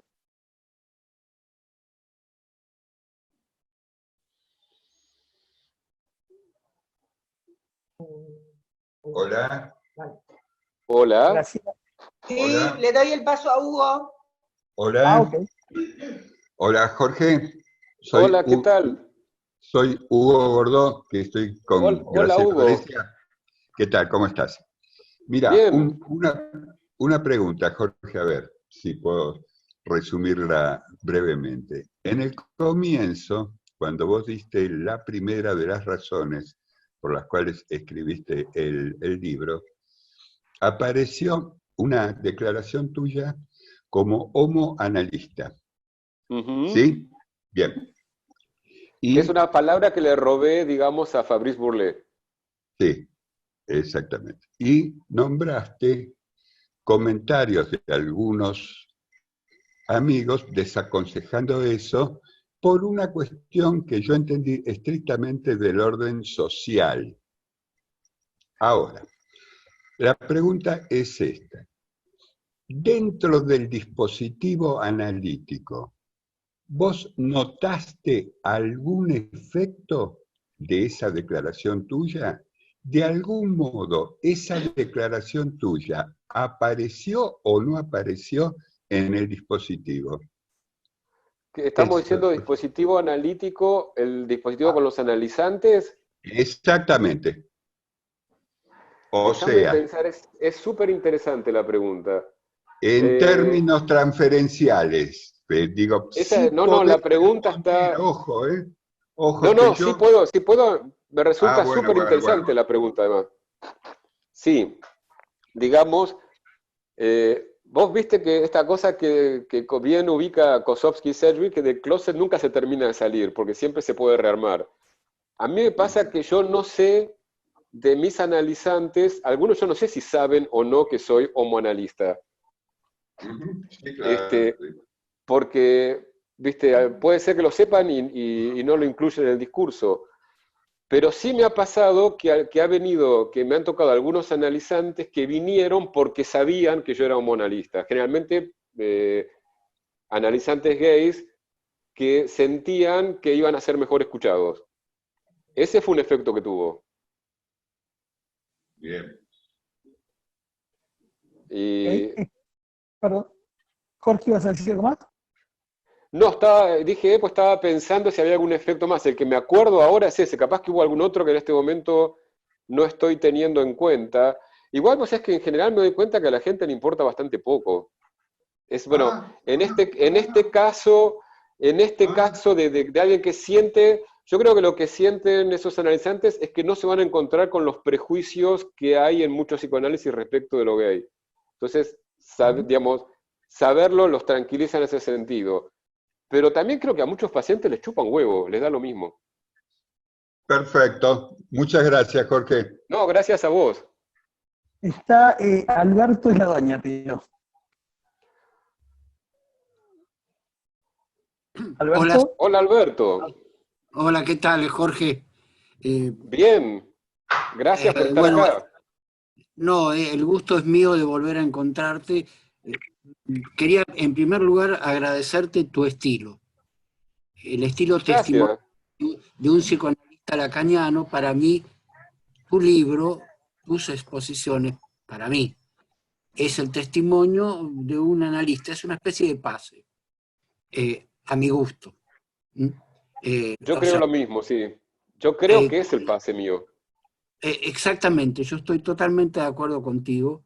Esa es otra de las ortodoxias que habría que comenzar a limar en el seno del lacanismo respecto del pase.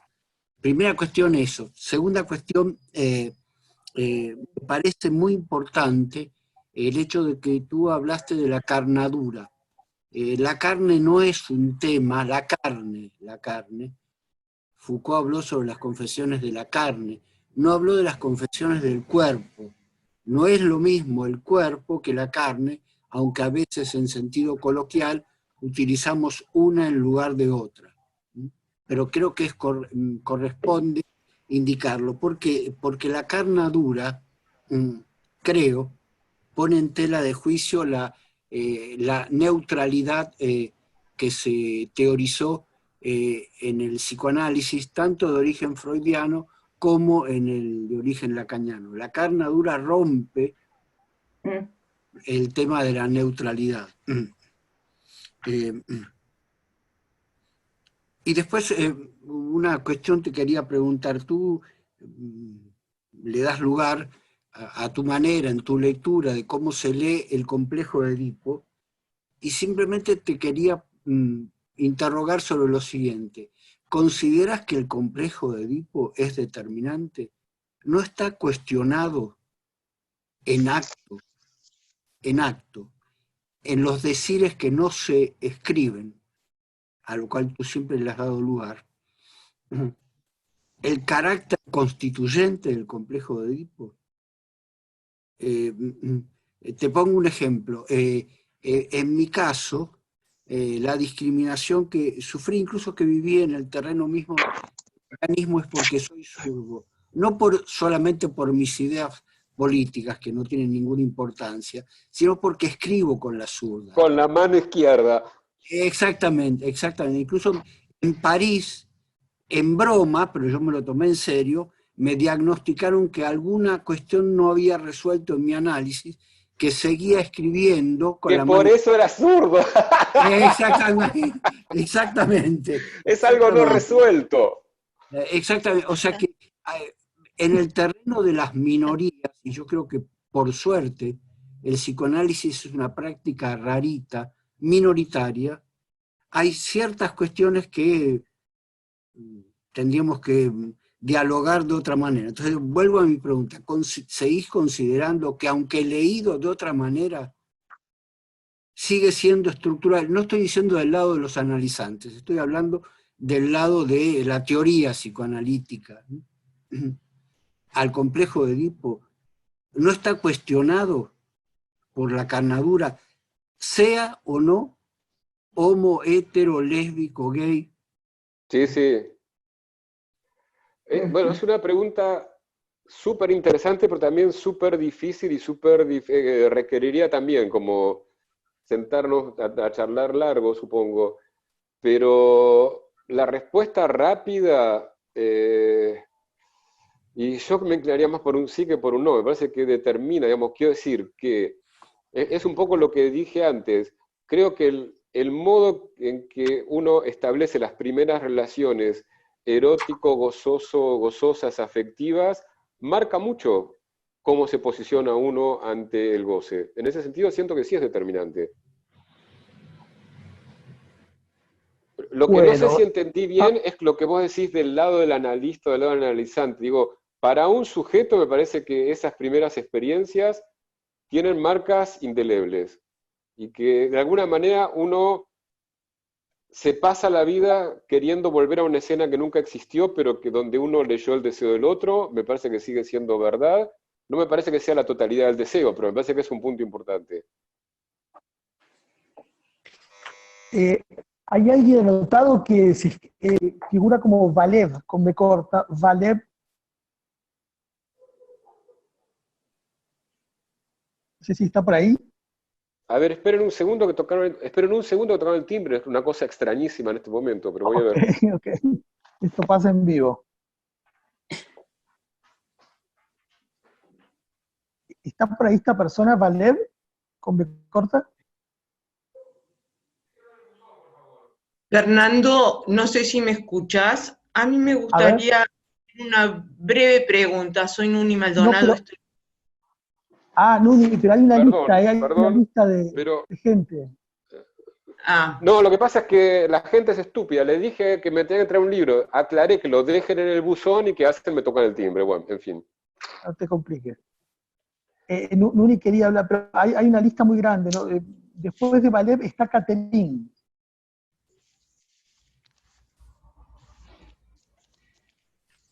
¿Catherine? Hola, Catherine.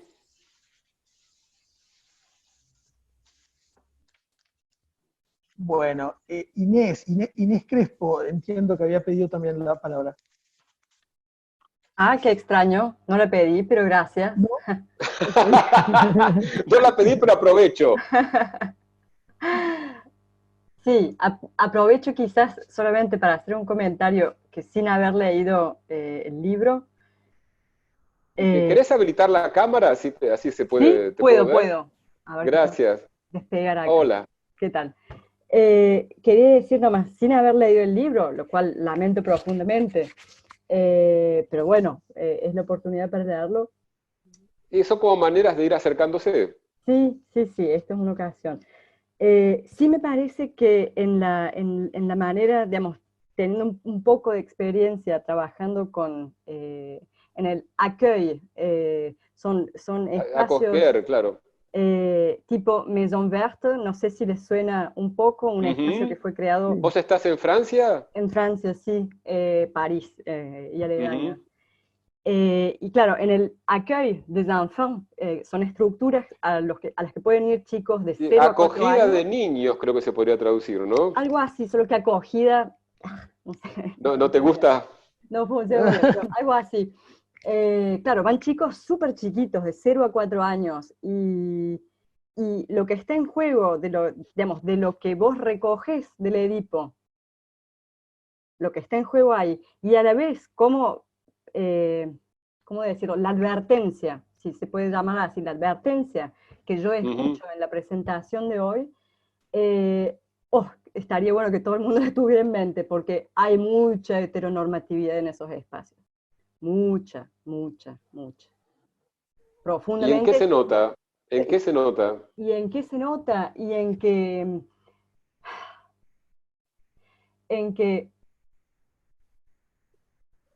en la idea de que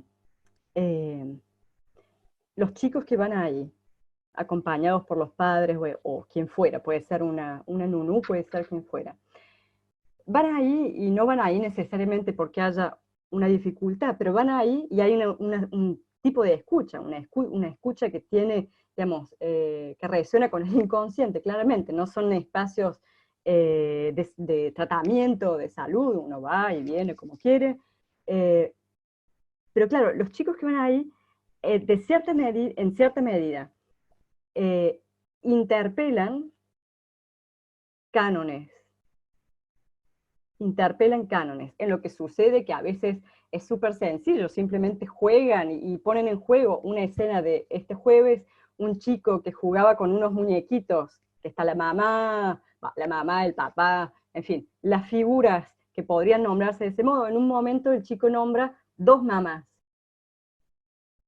¿Y? Siguió una escena en la que una persona que trabaja ahí justamente digamos, comenta acerca de que haya 2 mamás.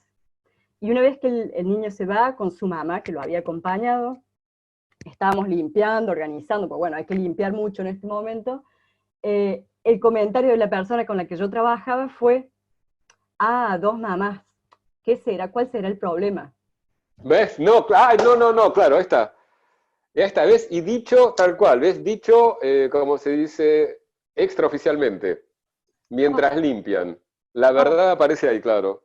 Bueno, y corto ahí, pero digo, qué bueno que sería que la advertencia que yo escucho, y ahora me pondré a leer en el libro, que pudiese trabajarse. Ahí va. Y sí, porque, digamos, no trabajar eso termina dañando a mucha gente. Y mira, esto me disparó un recuerdo de algo que leí y que también podría sintetizar de una manera linda por qué yo digo, mantengo el complejo de Edipo, no lo descarto. ¿Qué es esto, no? Haber leído... ¿Se congeló la imagen? No, estoy congelado. Ok. Haber leído en el texto muy interesante que tiene Ana Freud sobre los niños en la guerra, y ella qué pesca, ¿no? ¿qué le pasa a los niños con la guerra? Estaban en la Segunda Guerra Mundial, obviamente. Que los niños se angustiaban o no según la angustia de los padres. A eso yo llamaría Edipo, ¿no? O sea, lo importante era cómo estaban los padres. El niño no miraba el mundo en ese momento. El mundo le llegaba a través de la subjetividad de los padres. Si los padres estaban tranquilos, los niños estaban tranquilos. Si los padres estaban angustiados, los niños estaban angustiados. Bueno, muchísimas gracias y saludos. Bien. Está anotado Gerardo.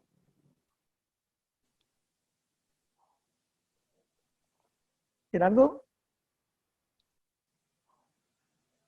Gerardo, where are you? Bueno, dice que si no. Está, No, dice que no, dice que él no está. Ah, no, ok. Rubén Kepfer.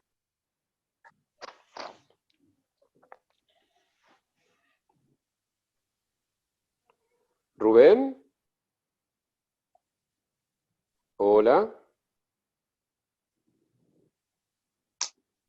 Hola. ¿No? Hola, Bueno, disculpen, Tatiana. hubo un error porque no me anoté, Fernando. ¿Algún error bueno, habrá no sé. habido? Capaz que Algo toqué algo sin querer. apareció, sí. Agradezco la actividad y un saludo a todos. Muy interesante. Okay. Gracias. Ahora tengo dudas. Acá me figura Tatiana con una manito, pero no sé si es que pidió la palabra.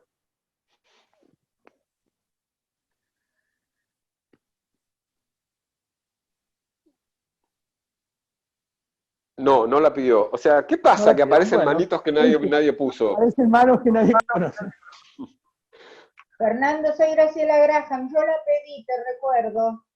Adelante, Graciela Graham, ya venías. Hola, Graciela. Adelante, Graciela. Hola, Jorge, ¿yo hablo? Sí, Yo te escucho perfecto. Hola. ¿Cómo estás? ¿Cómo estás, Jorge? Bien. Muchas gracias por tu intervención. Vos sabés que No, hay al una contrario. cosa que dijiste al pasar que me interesó mucho, que fue que lo interesante de Foucault, una de las cosas interesantes de Foucault, De las tantas, sí. es claro, es que él no creó ortodoxias. Sí. Entonces ahí me pregunté, ¿por qué el psicoanálisis sí? ¿Por qué el psicoanálisis creó tanto freudiano como lacaniano? Uno dice, los freudianos ortodoxos, los lacanianos ortodoxos. Creó esa ortodoxia tan importante, que además creo que tiene que ver con esto que estamos hablando, con la heteronorma, sobre todo la psicopatologización que lleva a la heteronorma, y yo me daba en un momento, mal, evidentemente mal, una respuesta, que era que del orden del nombre propio, como el psicoanálisis no es una ciencia, y los nombres propios y los maestros. Ahora, resulta que Foucault también es un nombre propio, y los Foucaultianos no son científicos de Foucault, y sin Tenés embargo, razón. Foucault no creó una ortodoxia, quiere decir que hay algo en la estructura de pensamiento, de la transmisión de eso, que hace que uno, que no sé qué es una pregunta que me acabo de hacer con tu intervención. Entonces, por eso quizás nos resulta tan difícil sacarnos de encima la ortodoxia, porque está en esos puntos de la doctrina o de la teoría que nos llevan a la ortodoxia. Gracias. Claro, yo no tengo respuesta, pero apostaría más a que esté en la institución analítica que en la teoría. Pero no sé, habría que ver si no hay relaciones entre esas dos cosas. No sé, la pregunta está súper interesante. Aparentemente, a ver, ¿alguien? No, porque vamos a hacer una cosa, quienes quieran hablar, vuelvan a levantar la mano, así rehacemos la lista, porque se ve que algo... Se complicó, pero fíjense de poner la mano los que quieran. Sí, sí. También, A ¿qué ver, un pasa? segundo. A ver, Fernando, yo no sé cómo poner la mano porque soy un inútil con la tecnología, pero sí me gustaría decir una cosa. Sí. Adelante. Bueno. Chao, María. Sí, Adelante, ¿quién Nuni. es? Nuni, Nuni ¿podés habilitar Maldonado. la cámara si nos vemos? Ahí la habilité. Hola. Hola, yo no leí tu libro y de verdad que tampoco participo mucho de estas cuestiones que se producen por las plataformas, salvo con alguna poca gente. Y de verdad que me interesó mucho tu exposición y me quedé preguntando, es que el discurso heteronormativo no es un discurso alienante, no es un discurso que te deja preso. Entonces me planteé, bueno, ¿cómo salir de la cárcel de ese discurso? Donde evidentemente podés poner en juego los conceptos y los términos del psicoanálisis, y no pude evitar preguntarme o remitirme al libro de Alush, el que habla justamente de la cuestión de la libertad, el primero de esos, que ahora no me voy a acordar cómo se llama, que tiene que ver con prisioneros del gran otro. Y ahí alguien intervino en relación a la cuestión del peso del simbólico en la cuestión del complejo de Edipo, y yo me dije, bueno, pero una salida de esa posibilidad y de ese discurso alienante, si considerás que es alienante el discurso heteronormativo, es replantearse las cosas en términos de esa prisión que nos ofrece el gran otro, que no importa cuál es la cuestión de la elección sexual, siempre hay una presión social a la heteronormatividad que te deja sin libertad. Salirte de eso, y eso me parece que han sido los movimientos, tanto el movimiento gay como el LGTB, todos los movimientos que tienen que ver con el erotismo diferente, con las elecciones eróticas diferentes, son una expresión de esa libertad. Y me parece que eso sería un punto interesante a rever, tanto desde la perspectiva del psicoanálisis en términos de la relación analista-analizante, como desde la perspectiva social. Y los movimientos que han zafado de ese discurso alienante, heteronormativo, te dan la prueba de que es posible esa desalienación. Mira, vos pones el acento en algo que es súper interesante y que es el dificilísimo tema de la libertad, ¿no? Por ejemplo, Foucault, me parece que con mucha razón, en el primer tomo de la historia de la sexualidad, dice que tengamos mucho cuidado con leer la historia de la sexualidad como una historia de la liberación creciente. Ahora, también diría esto, ideas como un poco, digamos, sueltas que me despierta tu intervención. Hay una frase de Lacan que a mí me parece fabulosa, que no me acuerdo dónde dice, respecto de un discurso, oír ya es obedecer. Digamos, hay algo en el sentido mismo que suscita obediencia.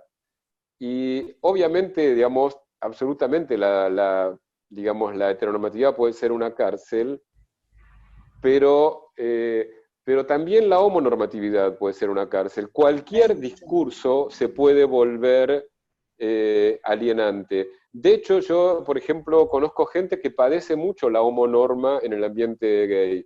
Pues cualquier ambiente puede establecer su policía y su vigilancia. Realmente no es que hay un discurso que es el vigilante y otro que es el oprimido. Todo discurso tiene una complejidad mucho más grande que esa. es cierto lo que dicen acá, Lamentar- que queda un minuto. Sí, queda Así un que no sé si minuto, querés queda un hacer un minuto. cierre, Fernando. Simplemente, ahora cuando hablaban de esto del discurso, me acordé que cuando Lacan dice que todo discurso deriva del discurso del amo. Pero bueno, sería para pensarlo, para pensarlo No, para tenemos, otra. o sea, todo lo que fue saliendo, todas las intervenciones, abre una cantidad de cosas súper interesantes. Bueno, qué bueno, seguimos, Jorge, por suerte podemos agradecerte seguir hablando. muchísimo. Agradecerte muchísimo la generosidad y a todas las personas que participaron. La verdad que ha sido un encuentro súper fructífero. Así que la seguimos pronto. Pero por Espero que la supuesto, sigan. Sí, me da espero que la sigan. me da mucha felicidad de haber estado con ustedes, aunque sea de este modo. Así que, bueno, beso un para gran todos, abrazo. muchísimas gracias y bueno, seguiremos. Acá, allá. Chao. Una Chao, pregunta. gracias a todos. Chao, chao. Gracias a todos. Chao, Gracias gracias. a todos. En México. ¿Cómo? ¿Dónde se puede conseguir el libro en México? En México creo que la única opción es comprarlo en Amazon. Ok, En vale, Amazon gracias. se puede comprar como libro de papel o como libro electrónico. Vale, muchas gracias. Bueno, besos a todos, muchísimas gracias. Chao, gracias. Gracias. Un lujo de interlocutores. Un lujo. Gracias. Chao, gracias Jorge. Placer escucharte.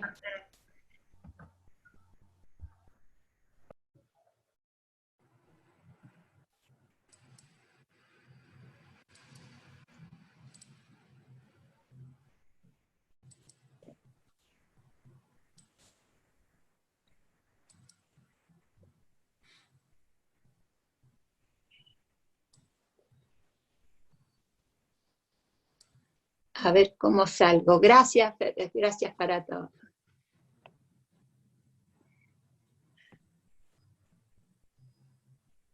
Gracias, Sandra, y gracias, Fernando.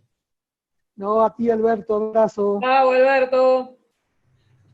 Chao, hasta la próxima. Hasta la próxima. Hasta Muy la interesante, próxima. muy Gracias. interesante pase. Muy interesante pase. Gracias, Sandra, y a todos. Hola, ¿qué tal, Marco? ¿Cómo andás?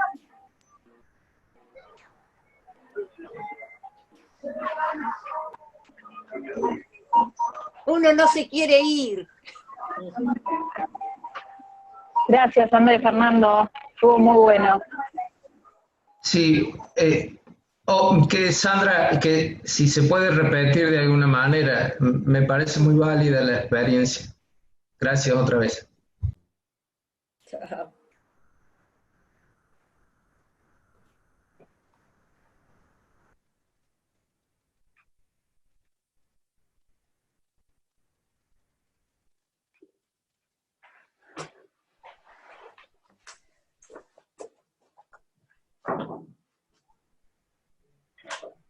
Bueno, buenísimo.